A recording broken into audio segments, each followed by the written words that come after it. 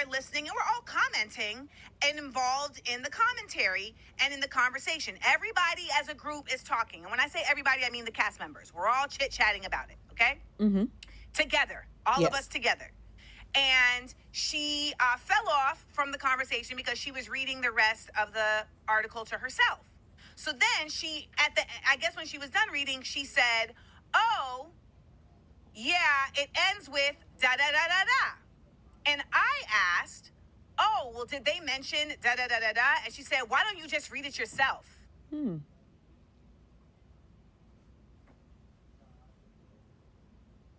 Interesting.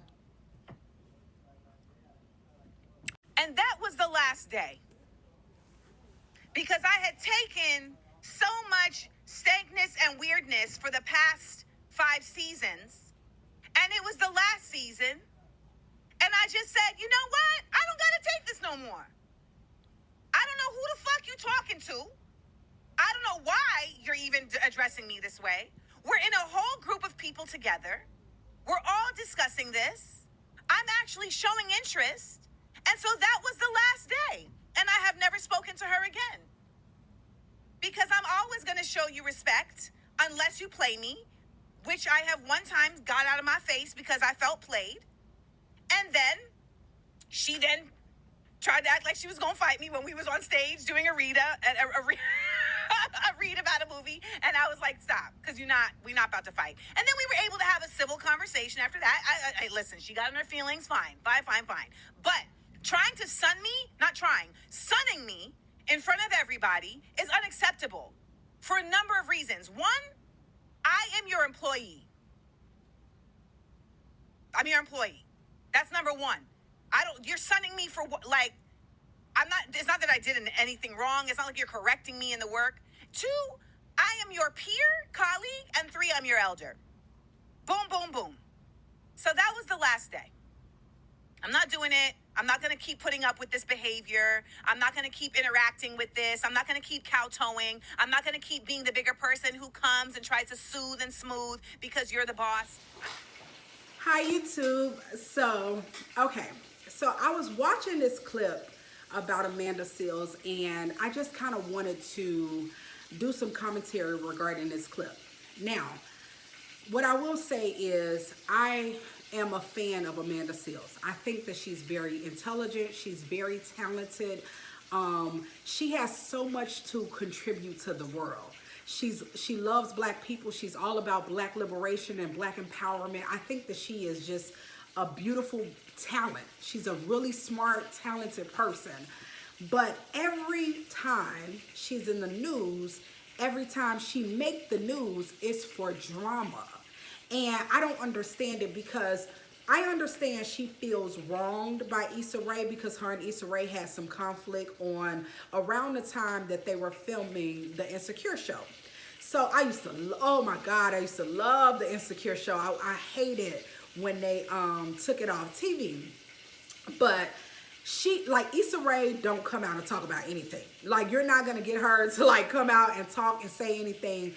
But Amanda Seales keeps talking about the conflict that she had with Issa Rae and the cast of Insecure, which was years ago.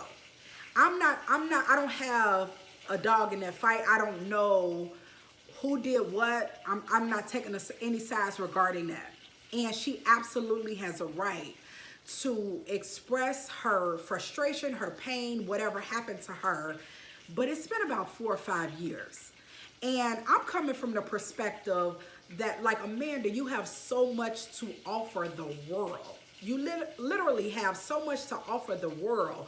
You keep talking about your falling out or your frustration or whatever happened during that time. I think is kind of hindering you from excelling in other areas, because when people look at you, they find you to be problematic. And whether we like it or not, your attitude determines your altitude, and whether or not people like you will get you in spaces and places that talent won't. And it's very unfortunate, and it's not necessarily fair, but you know, it's the truth.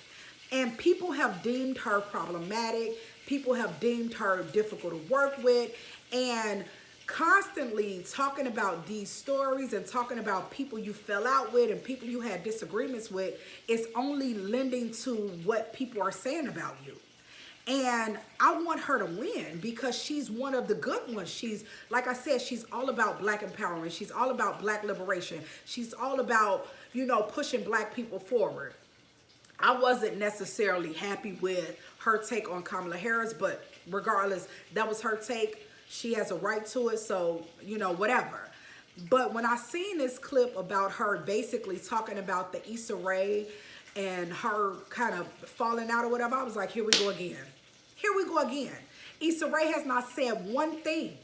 You've been talking about it for 4 or 5 years.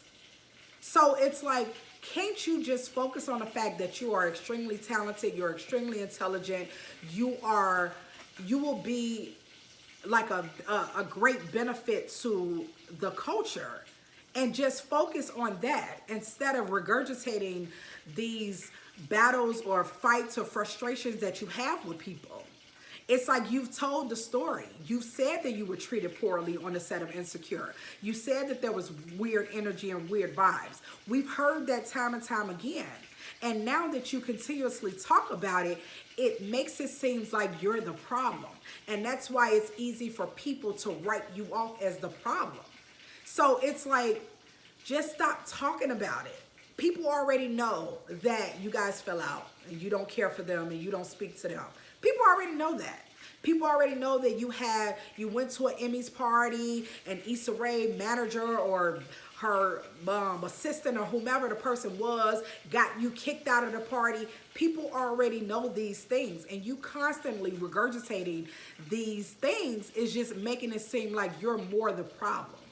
If you just leave it alone, move on, and just go on with your life, because you are a talented person. You are an intelligent person. You are a person who can do very well. And it's like, even with The Real, like different jobs and different opportunities you're getting, and it seemed like it's always an issue. You're coming off as if you're the common denominator. And it's like, I just really want her to win because she's a great talent. Her stand-up, when she did her stand-up, I think it was like Funny, Black, and Intelligent, or I'm not exactly sure, but she had a stand-up on HBO. Her stand-up was amazing. I watched it several times. When she was singing in Florida, she did she is a great talent. But I always go back to when you get this reputation for being problematic or being difficult to work with, even if it's not fair, even if it's not true, you're stopping opportunities from coming your way. And then continually talking about a falling out that happened 4 or 5 years ago makes you look problematic, because Issa hasn't said a word. So you're the only one talking about these things. Issa hasn't said a word. Yvonne, Orgy, nobody has said anything but you. And you continuously saying things. And it's like, Amanda, just move on. You are talented. You have so much you can give to the world. So give the world you instead of giving the world your trials and tribulations, because people are now equating that to you being problematic. So, I mean, I just wanted to do short commentary because I am a fan. I'm a fan of hers.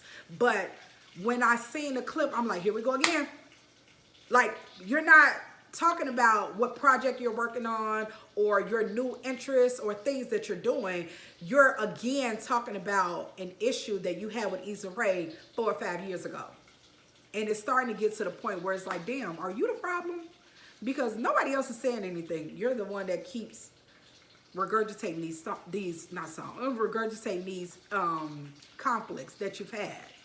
So it's like, Amanda, you talented, baby. Get to work. Do like whatever it is that you do, whatever it is that's going to make you happy, focus on that and stop focusing on something that happened 4 or 5 years ago. That's my commentary. I am still a fan. I still think she's brilliant and everything, and I want her to win. So that was just my little commentary.